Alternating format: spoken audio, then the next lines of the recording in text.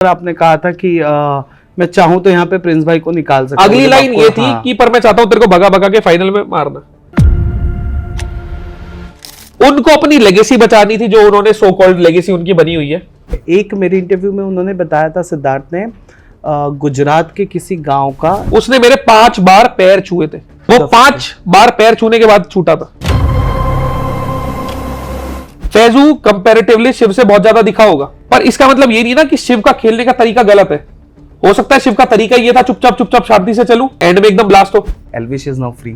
अच्छा लग रहा है कि भाई आंटी खुश थी, बहुत खुश थी, अच्छी बात है। तो भाई मैं आपका रजत दलाल और आप मेरे को देख रहे हो फिल्मी बीट पे।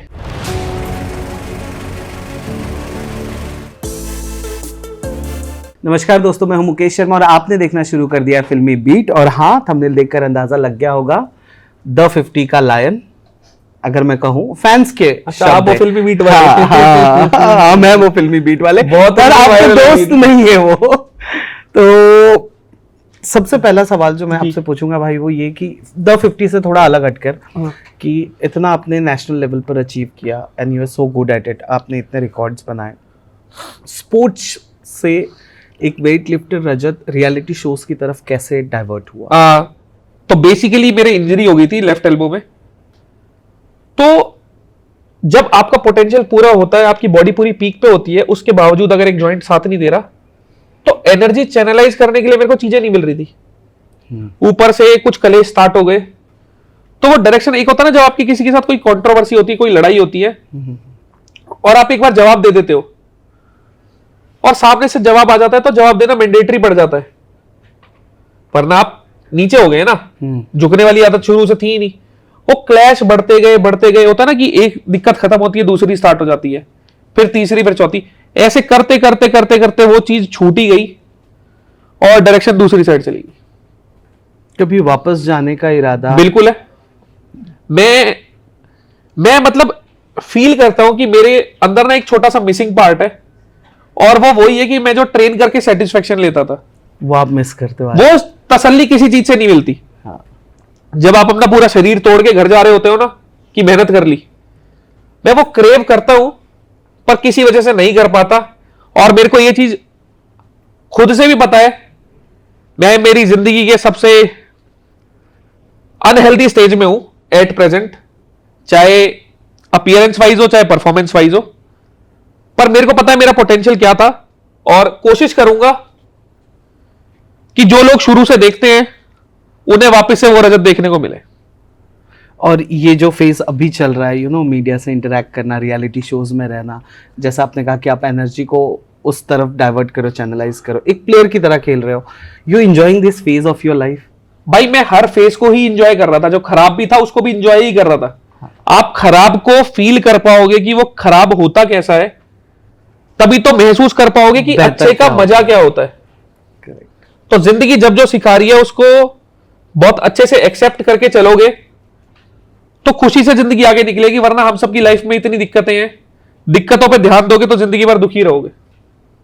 कनेक्शंस की बात करने तो रजत हमेशा एक अल्फा मेल की तरह, मैंने इसके पहले भी ना इंटरव्यूज में लोगों से पूछा है, और मैंने श्रुतिका से भी पूछा कि यार श्रुतिका, रजत हमेशा एक अल्फा मेल नजर आता है, लेकिन आपने वो कर दिखाया जो नहीं हुआ था कभी। उसके इविक्शन पर आपकी आंखें नम हो गई थी। रजत का एक और साइड मुझे बिग बॉस में तब दिखा था, एक बेटा जब मम्मा आई थी आपकी, तो रजत का ये वाला जो साइड है जहाँ पे वो इमोशनली इतना ज़्यादा भर आ जाता है, ये जब मीडिया के सामने आता है या ये लोगों के सामने बहुत कम आता है, तो ये आप कैसे लेते हो? आप इंटेंशनली इसे आने नहीं देते हो कि लोग आपको वीक समझे या कुछ और धारणा बना ले, या आप ऐसे ही हो कि इमोशंस बहुत कम बाहर आए? देखो, आप सोशल मीडिया पे अपने प्लेटफॉर्म पे, जो मान लो मेरे हाथ में एक्सेस है, जिसका इंस्टाग्राम हो गया, यूट्यूब हो गया, ट्विटर हो गया, फेसबुक, जो भी है, वहां वो चीज डालते हो जो आप डालनी चाहते हो। हाँ, बहुत नॉर्मल सी चीज है ना। करेक्ट। कंटेंट पर्सपेक्टिव से रियलिटी शोज में मैं कभी किसी के साथ अटैच होता ही नहीं। वो कभी कभी एक फेस आ जाता है, मैं इंसान हूं, मेरे अंदर भी इमोशंस है, और कोई कितना ही अल्फा बनता हो, कितना ही सिग्मा बनता हो, कुछ भी हो, इमोशंस कभी ना कभी आते हैं। हो सकता है लाइफ की एक ऐसी स्टेज आ जाए कि इंसान नम हो जाए, पर वो लाइफ भी क्या लाइफ ना जिसमें इमोशंस ही ना हो। फील करोगे नहीं तो जिंदगी का मजा नहीं है। अब तुम उसे कैसे लेके कैसे आगे बढ़ते हो वो तुम्हारे ऊपर डिपेंड करता है। तो इमोशंस मेरा मानना है हर इंसान में होते हैं और होने अच्छे भी हैं, उसमें कोई शर्म नहीं है। पर ये जो प्रदर्शित होता है, जो दिखता है बाहर, उसे लेके रजत, जैसे खुद को जब आपने देखा होगा श्रुतिका के जाते, मेरे को अच्छा नहीं लगता भाई, मैं ऐसे मतलब थोड़ा दुखी सा ना, नहीं लगता मेरे को मैं अच्छा ऐसे। और मम्मा वाला सीन जब बिग बॉस के घर में मैं कह रहा हूं ना, मेरे को मैं दुखी अच्छा लगता ही नहीं हूं कि जब मैं उस स्टेज में होता हूं। कटारिया से आप अभी नाराज हैं? अरे भाई कटारिया तू क्या बोल के चला गया, कल मेरे इंटरव्यू में बोला उसने। मैं कटारिया को 4 बार छेड़ता हूँ। हाँ, ग्रुप पे वीडियो कॉल हमारी हर दूसरे दिन चल रही होती है। हाँ, उसने मुझे बताया कि वीडियो कॉल भी तो हुई है, पर शायद वो मुझसे नाराज मैं है। कटारिया को बार बार छेड़ता रहता हूँ। हाँ, अब मैं उसको चाहे 4 साल तक छेड़ू, हाँ। कटारिया तेरे को पेल दिया, मैं उसको बोल सकता हूँ ऐसा, मेरा हक है भाई। भाई है। अरे भाई उड़ने ही वो दोनों थे, वो लाजमी थी वो चीज। अब टाइम के साथ लक्ष्य भी समझ चुका है, कटारिया भी समझ चुका है। अब जैसे चाहत एक लाइन बोल गई तो तुम सबके पास 4 सवाल आ गए उसके बारे में, अब कटारिया बोल गया 4 सवाल इसके, सही पूछ लो। वैसे चाहत वाली बात पे मैं जाने नहीं वाला था। अरे मैं तो आपको एक रिलेशन दे रहा हूं, आप नहीं बात करना चाहते हो चाहत वाली चीज पर ना? आप जो पूछोगे मैं जवाब दूंगा, कुछ भी पूछ लो, मैं कतराऊंगा ही नहीं किसी चीज मुझे से। उस पर पूछना ही नहीं है। मुझे बस ये अच्छा लगा कल जब मैंने कटारिया को पूछा कि भाई अभी रजत आपसे नाराज है, आप रजत से नाराज हो क्योंकि आप निकल गए, तो वो कहते नहीं नहीं मैं नाराज नहीं हूं भाई, रजत भाई मुझसे नाराज है कि तू क्या बोल के चला गया। दिन उसने बताया सारी बातें। और कट टू कल मैं एक रील देखा जहां पे कटारिया किसी इंटरव्यू में बैठा था और पूरे अधिकार से उसने फोन किया रजत को, भाई 5 पेटी भेज दे। अरे भाई ये बंदा भेजने पूछ वाली भी जो नहीं रहा चीज है। होती है ना, ये आधी से ज्यादा स्क्रिप्टेड होती है। क्या बात कर रहे हो? अबे स्कैम हो गया मेरे साथ भाई। अरे मतलब तुम कहीं भी देख रहे हो ना, अभी हाँ। एक भाई ने मेरे को फोन करा, हाँ, कह रहा कुछ टेढ़ा मेढ़ा सा, मैंने कि भाई मेरे चेक कैंसिल हो गए यार, मेरे चेक बाउंस हो रहे, मुझ में पैसे नहीं है। कि तेरा मेरा जवाब दो। अरे होती है यार बहुत सारी चीजें। बाकी अगर कभी भी कटारिया को जरूरत पड़ेगी, मेरे को इतना पता है वो सक्षम है, उसे जरूरत नहीं है। जरूरत होगी तो हमेशा हम साथ ही खड़े हैं, और हमें पता है हमें कभी जरूरत होगी तो वो साथ खड़ा है। वो बोलने वाली चीज नहीं है, वो ये कैमरा नहीं चाहिए मेरे को उस चीज के लिए, वो हमारी आपस में ट्यूनिंग है इतनी। अच्छा, एक सवाल मैं पूछूं, द 50 को लेके पूछूंगा, फिर मैं रजत पे आ जाऊंगा। वो ये कि आपको जब मौका मिला एक बार, मुझे लगता है मिला, जहां पर आप प्रिंस को निकाल सकते थे, पर आपने वो नहीं किया। और उसके पहले भी 1-2 बार शायद मिले होंगे, मैंने ज्यादा फॉलो नहीं किया, लेकिन मैंने जब बात की लोगों से तो पता चला हाँ मिल सकते थे, हो सकता था। अच्छा, अब मेरी शक को पक्का कैसे हुआ, आरुषि का कहीं स्टेटमेंट मैंने पढ़ा जहां पे कि प्रिंस और रजत शायद दूर के रिश्तेदार हैं। मुझे नहीं पता इसमें कितनी सच्चाई है। Now you explain this. Prince भाई और मैं दूर के कहीं रिश्तेदार नहीं है, ना पास के रिश्तेदार हैं। हाँ, कुछ लोग बीच में हैं जो उनके साथ भी अच्छे हैं और मेरे साथ भी अच्छे हैं, परिवार के हैं, साथ के हैं। अच्छा, तो वो कॉमन लोग हैं बीच में। और रही बात प्रिंस को उड़ाने की, देखो प्रिंस ना एक मजबूत कंपटीटर था, स्ट्रॉन्ग प्लेयर था। मैं फेस करके हराना चाहता था, क्योंकि मेरे पास कोई बैगेज नहीं था कि मैं ये शो जीत के आऊं, वो जीत के आऊं, तो मैं बेक ऑफ था। उनको अपनी लेगेसी बचानी थी, जो उन्होंने सो कॉल्ड लेगेसी उनकी बनी हुई है। तो उनके पास एक बैगेज था, मेरे पास बैगेज नहीं था। और मेरे को पता है जब आपके पास खोने को कुछ नहीं होता और आप असल में बेक ऑफ होते हो, तो सामने वाला डरता है। इवेंचुअली वही हुआ। क्योंकि मैंने वो वाली क्लिप तो देखी थी जहां पर आपने कहा था कि मैं चाहूं तो यहाँ पे प्रिंस भाई को निकाल सकता हूं। अगली जब लाइन आपको- ये थी हाँ, कि पर मैं चाहता हूं तेरे को भगा भगा के फाइनल में मारना। शो के लोग आए तो पूछ सकते हो, पर जो चीज आई नहीं उसके बारे में क्या बात। आई नहीं। हाँ, करेक्ट। मैं भी वही बोलने वाला था कि ऑनेस्टली आई नहीं है तो मैं उसके बारे में बात ही नहीं करना चाहता, पर लाइन ये थी। शिव ठाकरे विजेता बने, फैजू को लेकर लोगों ने बात करना शुरू किया कि फैजू ज़्यादा डिजर्विंग था। फैजू के फैंस और कुछ द 50 के कंटेस्टेंट्स खैरात इस शब्द का इस्तेमाल करने लगे कि अरे खैरात में जीता है। What do you want to say on this? देखो, आप अगर कंटेंट के पर्सपेक्टिव से देखोगे तो फैजू ने कंटेंट ज्यादा दिया है, पर शो कंटेंट के हिसाब से नहीं होता सारा का सारा। हर इंसान का खेलने का तरीका अलग है। फैजू कंपैरेटिवली शिव से बहुत ज्यादा दिखा होगा, पर इसका मतलब ये नहीं ना कि शिव का खेलने का तरीका गलत है। हो सकता है शिव का तरीका ये था चुपचाप चुपचाप शांति से चलूं, एंड में एकदम ब्लास्ट हो। और आखिरी वाला टास्क भी उसने परफॉर्म ही करा है ना। वो तो शिव का ही अचीवमेंट। अगर उसके भाग्य में कोई चीज थी, जब ऊपर वाले नहीं उसके भाग्य में लिख दी, तो हम क्या है बोलने वाले। अगर आप डिजर्विंग वाली चीज देखोगे तो डिजर्विंग तो बहुत लोग थे जो पहले निकल गए, बाद में भी थे, पर मैं खुद से चाहता था कि फैजू जीते। पर मेरे चाहने से, आपके चाहने से, सबके चाहने से चीजें नहीं चलती। शो में हर चीज हमारी मर्जी से हो रही होती तो बहुत लोगों के हिसाब से मैं भी फिनाले में होता, पर नहीं हुआ ना। अच्छा, अब ना मैं 2 क्वेश्चन वो पूछूंगा जो मैं लिख के नहीं लाया हूं। अभी आपसे बात करते हुए मुझे वो लगा कि मुझे ये पूछ लेना चाहिए। मैंने सिद्धार्थ भारद्वाज का भी इंटरव्यू किया था यहीं इसी जगह। उन्होंने 2 इंसिडेंसेस कुछ डिस्क्राइब किए थे। एक मेरे इंटरव्यू में उन्होंने बताया था, सिद्धार्थ ने, गुजरात के किसी गांव का टैक्सी ड्राइवर के साथ आपकी जो आर्ग्यूमेंट और बहस हुए थे, उनकी तरफ का हमने वो कहानी साइड सुना। आप बताएं वो क्या सिनेरियो था, क्योंकि कमेंट में फैंस जिस तरह से लिख रहे हैं तो मुझे लगा कि अगर मेरे चैनल ने वो प्लेटफॉर्म उन्हें दिया तो आपका भी हक बनता है। वर्बल बात नहीं है, विद वीडियोस है और अपलोडेड है।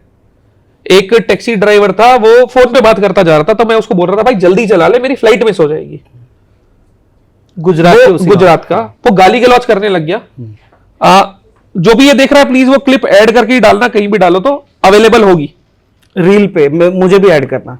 उस टैक्सी ड्राइवर ने मेरे को उल्टा सीधा बोला, गाली गलौज भी करी और बोला बाहर निकल। ओह। फिर मैंने उसके फोन पे किसी से बात कराई और एयरपोर्ट पे जाके, वीडियो में है, उसने मेरे 5 बार पैर छुए थे। वीडियो अपलोडेड है। वो 5 बार पैर छूने के बाद छूटा था। कमिंग बैक टू द 50, आपका अरबाज के साथ इतना खूबसूरत कनेक्शन बन गया है भाइयों वाला। मुझे लगता है आपके भाइयों की श्रेणी में अब अरबाज आ गया है, पर निकी के निकालने के बाद अरबाज के साथ वो खटास वो थी या उतनी मेच्योरिटी है कि नहीं भाई है अभी? अरबाज के साथ कभी क्लैश था ही नहीं। हाँ, वही शुरू से। बीच में एक बार ऐसा पर्सपेक्टिव आया था कि ऐसा लगा था कि अरबाज मौका देखने पे हमें उड़ा सकता है, तो हमने भी प्लान करा था उसको टाइम से उड़ा देंगे। वो चीज हो ही नहीं पाई क्योंकि किसी और वजह से अरबाज निकल गया। करेक्ट। अभी चीजें कुछ और है, चीजें बेहतर है। शो की चीजें वो भी शो में छोड़ चुका, मैं भी शो में छोड़ चुका। निक्की वाला एस्पेक्ट अलग है, मैं निक्की के ऊपर कहीं बात ही नहीं करता। पर्सनल लाइफ किसी की कुछ भी है, अगर आपने मेरे से 4 जगह शो में पूछा है तो मैंने जवाब दिया, बाहर में उसमें इन्वॉल्व नहीं होऊंगा। Okay. बात कर ले अगर इस शो से जो आपने रिश्ते बनाए हैं, इस शो से, हर शो एक रिश्ता लेकर आगे बढ़ता है, इस शो से आपने खूबसूरत रिश्ते बनाए हैं, उनमें से कौन से ऐसे 3 या 4 होंगे जिनके साथ आप कनेक्टेड रहोगे और आपको लगता है कि द 50 ने ये खूबसूरत दोस्त आपको दे दिया? देखो, कनेक्टेड रहने वाला एस्पेक्ट दोनों साइड से आता है और मेरी इतनी आदत होती नहीं है कि मैं 4 लोगों को मैसेज करूं। तो एक जो मेरे को लगता है कि बातचीत बहुत अच्छी है और आगे रहेगी, वो उर्वशी जी के साथ है। उर्वशी ढोलकिया। हाँ, क्योंकि वो कभी भी मेरे से हालचाल खुद से पूछ लेती हैं। तो अच्छा लगता है कि कोई आपको कंसर्न दिखा रहा है। 2 वे कम्युनिकेशन इंपॉर्टेंट है, आप कह रहे हो। अरबाज के साथ अच्छी है, अदनान के साथ अच्छी है, फैजू के साथ तो मेरी स्टार्टिंग से ही अच्छी है। तो जो नए लोग हैं वो ये है। और बात जैसे हमने अभी द 50 की कर रहे थे, तो द 50 में एक और एस्पेक्ट निकलकर सामने आया था, वो ये था कि हम फैंस के लिए खेल रहे हैं और ये अलायंसेस का गेम है। तो इस बात से आप कितना इत्तेफाक रखते हो कि बीच में खेलते वक्त, और कभी रजत के साथ ऐसा हुआ कि खेलते वक्त वो भूल गया कि it's not about fan, now it's about me? मैं आपको एक चीज क्लियर करता हूं, it was always about me. अगर मैं जीतता तभी तो मेरे किसी चाहने वाले भाई को मिलते, पैसे मिलते। हाँ।